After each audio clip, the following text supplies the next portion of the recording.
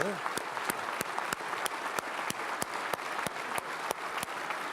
to have you.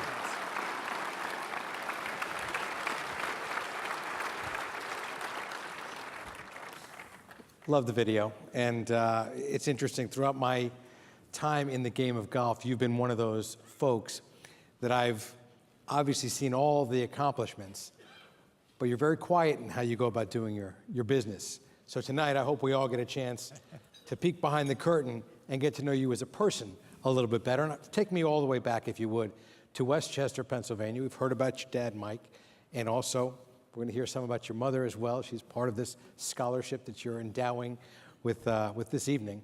But what was it like as a young boy, as the son of a PGA professional, growing up as far as golf is concerned in the home?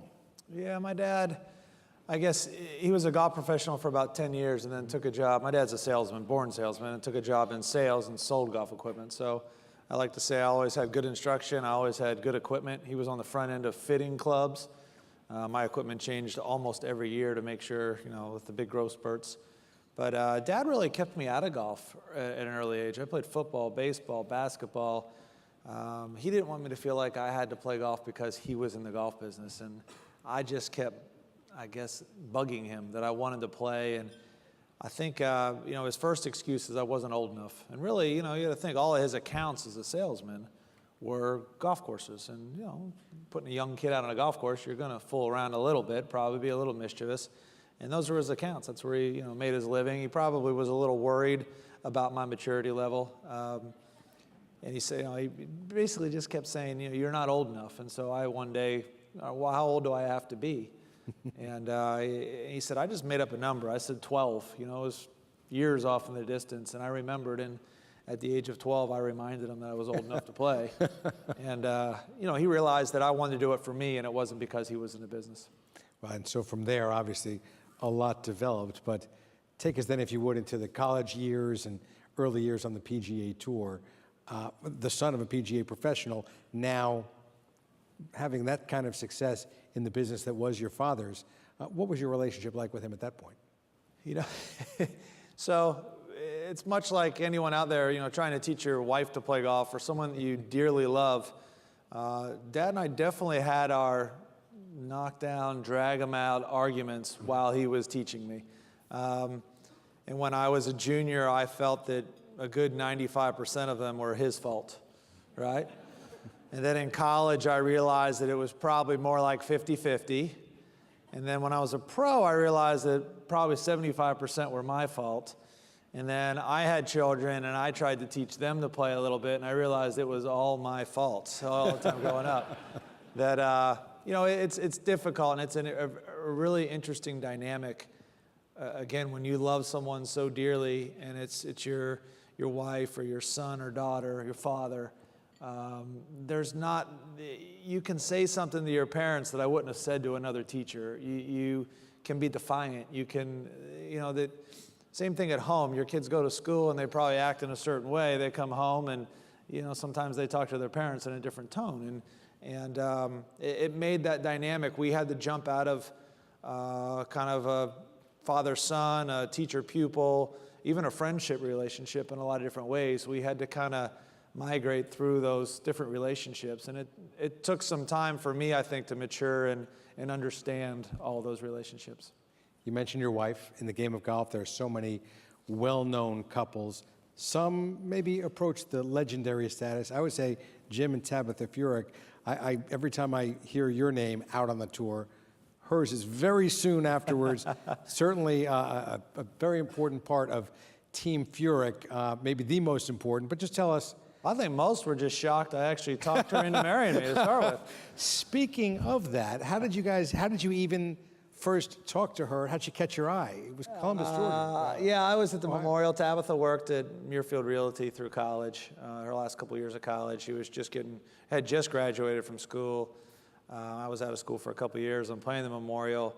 I spotted a cute girl kind of off to the side. I wanted to say hello to her. I think I smiled, might have said hi.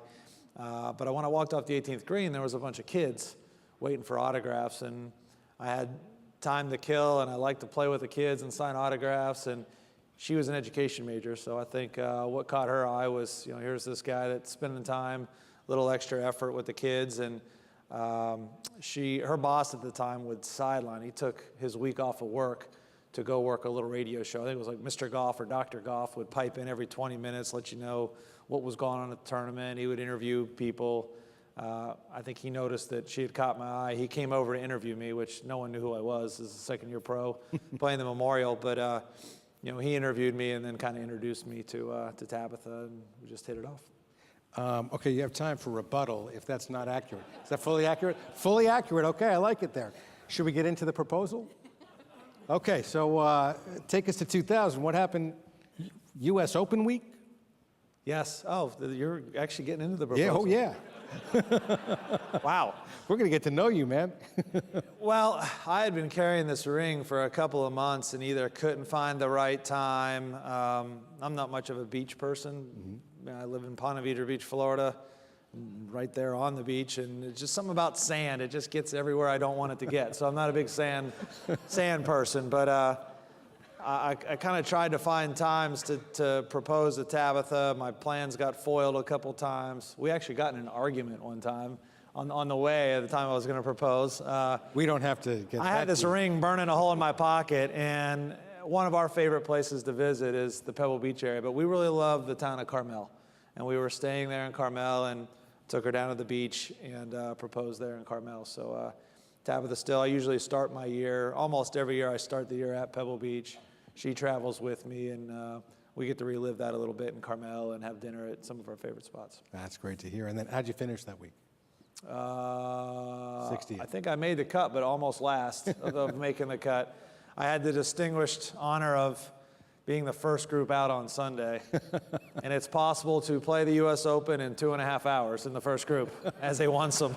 So you got to watch then as well. I was able to play my round and still go have breakfast afterwards. That's an early starting time. Okay, so didn't finish that week very well, but in between your two kids being born, you ended up winning the U.S. Open. As the son of a PGA professional, what was your father's reaction to you winning our national championship? I think we were, you're going to make me upset. We were just, I think, a little bit in awe, I think a little surprised. Something we had worked for, just kind of like a storybook type of scenario. The U.S. Open ends on Father's Day. Mom and Dad were both there. There was reporters following them. They were trying to interview my mom live on television down the stretch, and it was like, touching the Stanley Cup. She was having none of it. She just wanted to watch. They let everyone kind of come inside the ropes down the stretch. You were up by a touchdown or something. Well, I had a 3 or 4 shot lead, but it's not over till it's over, right? It just was kind of the perfect scenario. Father's Day, Mom and Dad were there. My daughter Callie was almost 1 at the time. Her birthday's at the end of June. We knew but hadn't told anyone. Tabitha was pregnant with Tanner. He's always wondering where he's in the pictures. We tell him he's there, you just can't see him. But just kind of really a storybook ending to a week, and just a great memory for our family. And I had a lot of opportunities to win U.S. Opens and finish second a number of different times. But really happy to have that one memory, and really blessed. Mom and Dad weren't really at a lot of golf tournaments that I won. They watched a lot of it on television. So to have them there personally for my biggest, individual victory was wonderful. I don't want to skip too quickly past or through a surefire Hall of Fame career, but my father won the PGA Championship. He said that was his greatest accomplishment, but his greatest honor was when he was named Ryder Cup captain. What did being named Ryder Cup captain mean to you, and what was your father's response? I think,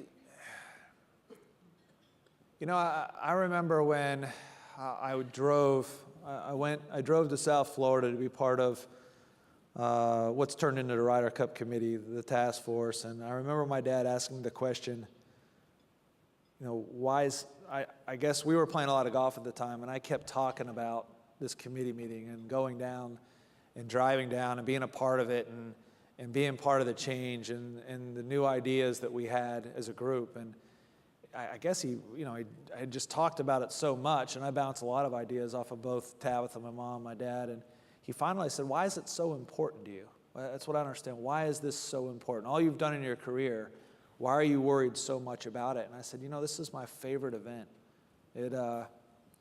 We don't get an opportunity to represent our country very often. We don't get an opportunity to play on a team very often. And it's my favorite event. And I think the biggest regret in my career to that point was that in my favorite event, I had played on 9 teams. We went 2-7. That was probably my biggest regret as a player.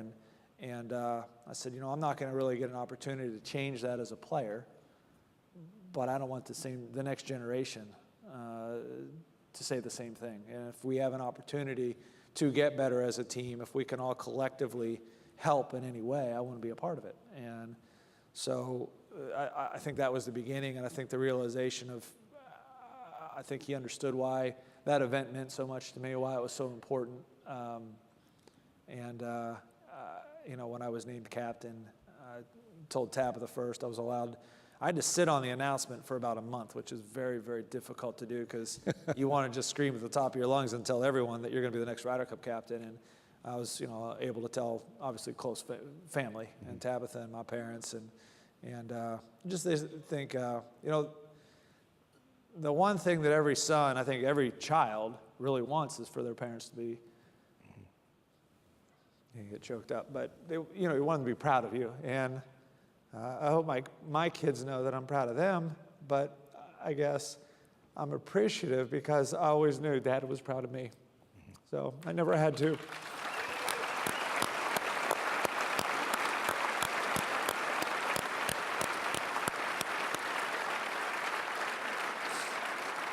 So whether I won, whether I had a PGA Tour career or not, I knew he was proud of me, and I've always appreciated I guess not having to seek that acceptance, which is really, I think, special for any child.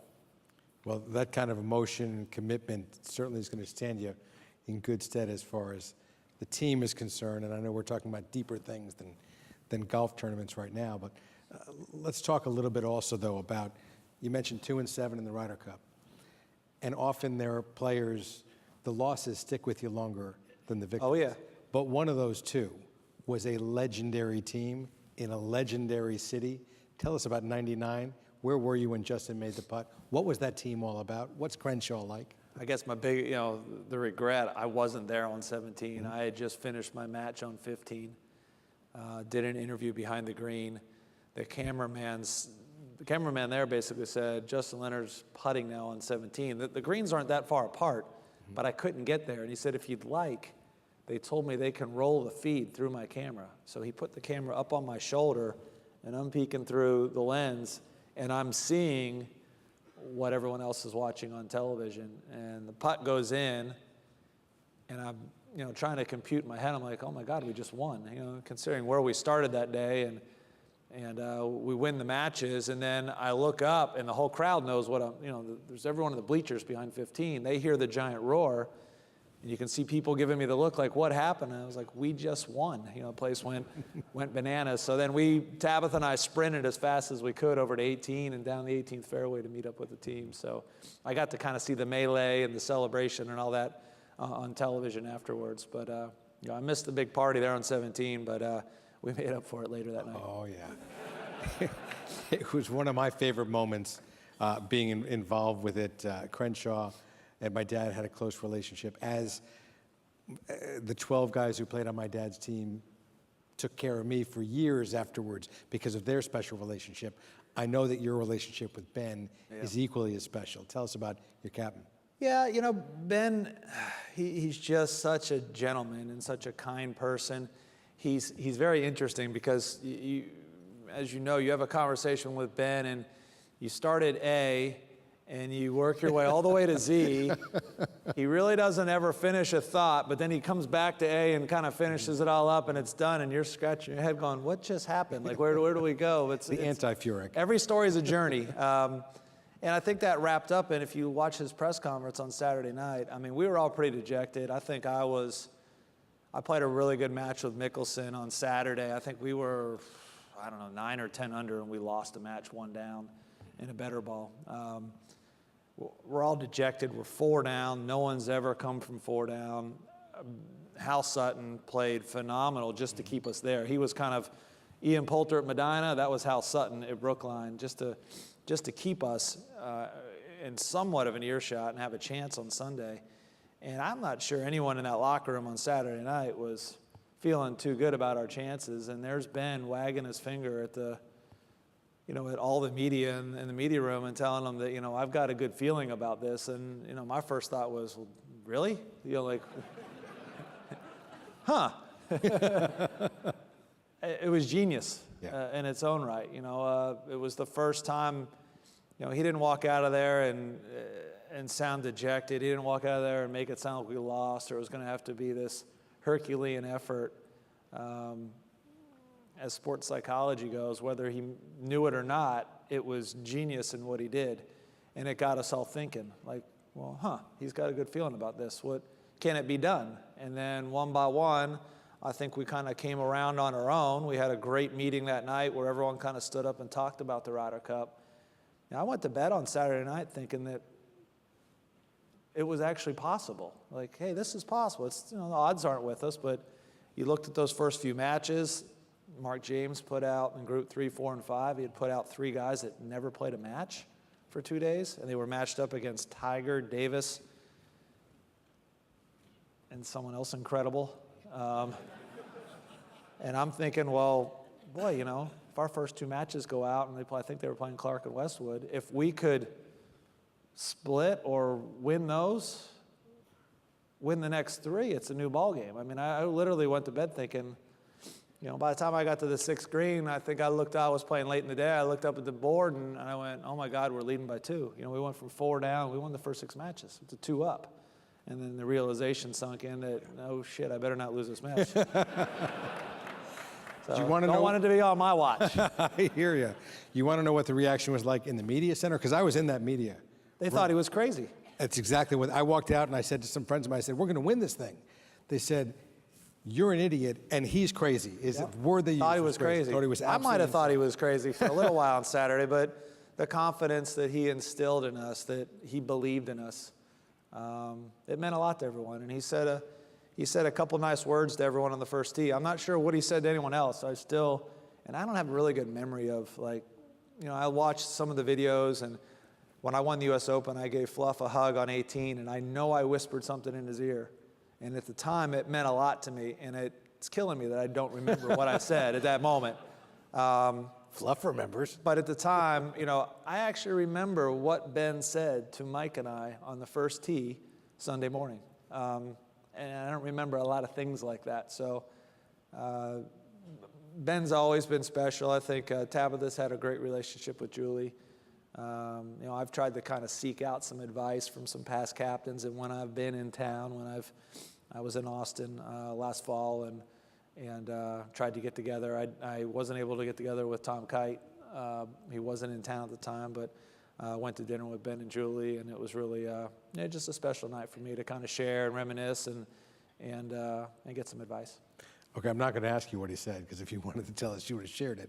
But how are you going to get your team as together and as inspired as that team was? Yeah, I think that's the trick for every captain, that, Davis did a great job, and we had a very close-knit team in 16. I think some of the big help is that we have a lot of the core, right? Some of it's got to come from within. Some of it's got to be great leadership on your team.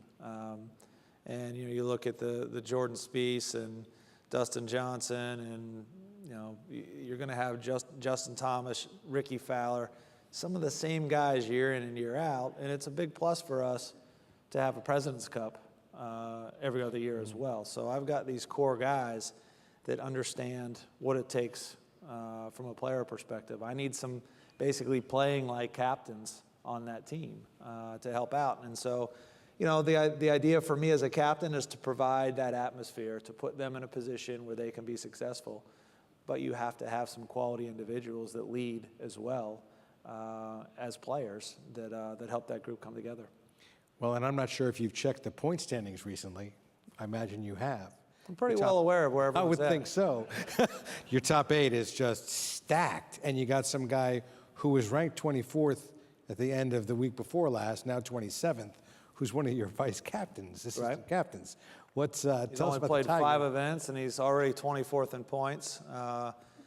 You know, if he were to win a tournament here in the next month or so, he'd be right on the cusp of making the team. So I'm happy. You know, Tiger really has taken, I think so many people early in his career expected Tiger to be a leader as a 23-year-old. Yeah. And I also feel like he understood, you know, with his father being in the military, I think he understood kind of a rank and also having respect. And he had Payne Stewarts and Marco Maras and Davis Loves and folks that had been there and done that. And I think he kind of gave them the respect that they were the leaders of the team. I think it was cast upon him maybe a little early. The last few years, Tiger's really taken a veteran leadership role as a captain, as a vice captain. Now as a captain next year in the President's Cup. And it's really been, I think, a win-win for both sides. I think Jordan Spieth and Ricky Fowler and Justin Thomas look up and say, oh my God, you know, Tiger Woods is in our team room and he's helping us do everything we can to win. And that's, you know, he's the reason they ended up loving and falling in love with golf and wanting to be a golf professional, because they wanted to play like he did. Yeah. Right? But it's also been, I think, very good for Tiger as well to be back with the guys in the locker room. Seeing them look up to him and him being able to provide that leadership and that help and a calming effect. And I think he needed that as well. I think it's been good for both sides. Tom Lehman told me that another guy who was an assistant captain last time, not 2016, was Bubba Watson, who was his biggest surprise in terms of the enthusiasm he brought to being involved with the team, even though he wasn't playing. Yeah, I spent a lot of time with Davis leading up to the Ryder Cup in 16. Tom, and I sat together making picks up at Hazeltine. We had the other captains on the phone, and it was a hard call. Here you had Bubba Watson that was ranked, I think he was ranked 7th in the world at the time. He was 9th in points, so he missed making the team by 1 spot. And we ended up passing him up for 4 other picks. I mean, that's a hard pill to swallow, I think, as a player. I was so impressed with his character.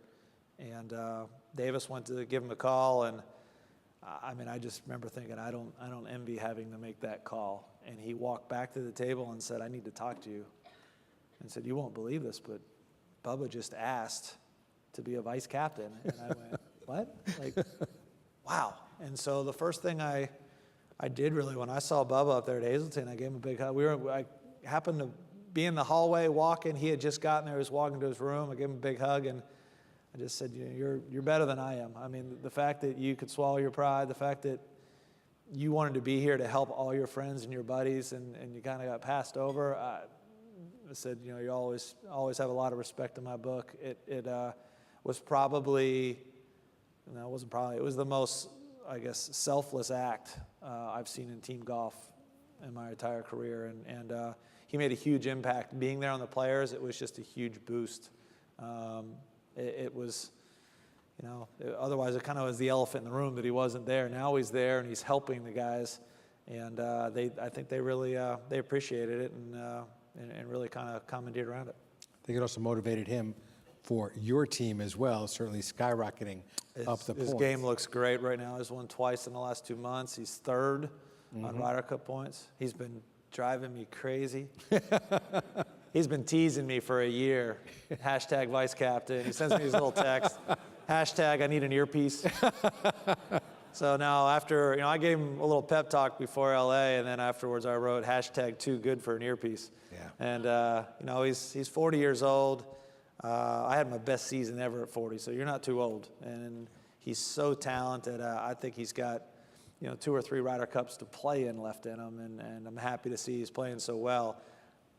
I think the golf course over there in Paris will suit his game great. I think it's very similar to the course he just won on, to be honest with you. And I'm hoping, you know, I'm hoping he continues to have a great, solid year, and I'm looking forward to having him on our team. Well, he may be too good for an earpiece. You're too good to wrap this up, but wrap it up we must. But before we do, if you could just tell us what this evening means to you with the foundation, the scholarship in your parents' name, the Ouimet connection. I know he's someone that made an impression on you. Yeah, I think, well, this area is special just from playing the Ryder Cup and being part of the country club and the history with Mr. Ouimet and Eddie Lowry. But I guess not growing up here in the Northeast or New England, close by in Pennsylvania, years ago, I didn't really know much about the scholarship fund. But to hear Josh talk about what it's meant to him, the other award winners, the alumni that come back and support, you see how special it's been to them, and they come back and support and want to help future generations. And I learned a lot more about it. I mean, they're going to raise over $2 million. You all are going to raise over $2 million this year, $34 million into history, and I heard that's going to grow next year. That's really incredible. And so for the folks here on the board, for all of you in the crowd, you should be very, very proud of what you do. It's really an honor to, I guess, to be included tonight and to be a part of it. But really the folks that you touch in this area, the kids that you give the opportunity to grow as men and women and give them the gift of education, which is pretty much the best gift of all. You should be very proud of what you're doing. Well, he shot 58 just down the road in Cromwell, Connecticut, and just shot 57 tonight, as far as I'm concerned. Your 2018 Francis Ouimet awardees, Jim and Tabitha Furyk. Round of applause, please. Thanks so much, man. Great job. Appreciate it.